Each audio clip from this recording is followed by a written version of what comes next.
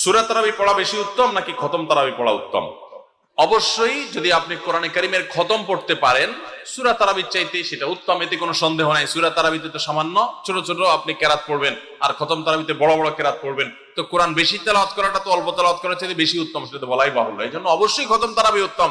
কিন্তু খতম তারাবি যদি তুফান মিল গতিতে হয়, 5G 6G গতিতে হয়, তাহলে সেই খতম তারাবি যদি হয়, যেই খতম তারাবিতে কি পড়েন, হাবেশ সাহেবের শুধু ইয়া আলামুন আর তালামুন ছাড়া কিছু না বুঝেন, তাহলে ওই রকম খতম তারাবি পড়ার চাইতে সূরা তারাবি পড়া উত্তম।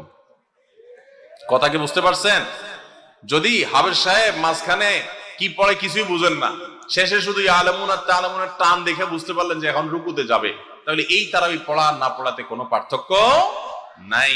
অনেক জায়গাতে এরকম তারাবি পড়ে, ওই যে সোশ্যাল মিডিয়াতে কিছু কিছু ভিডিও পাওয়া যায়, হ্যাঁ, দেশের বাইরের, যে এমন গতিতে তারাবি পড়ে যে আপনি 3 আয়াত পড়তে না পড়তে তার 1 রাকাত শেষ। এগুলা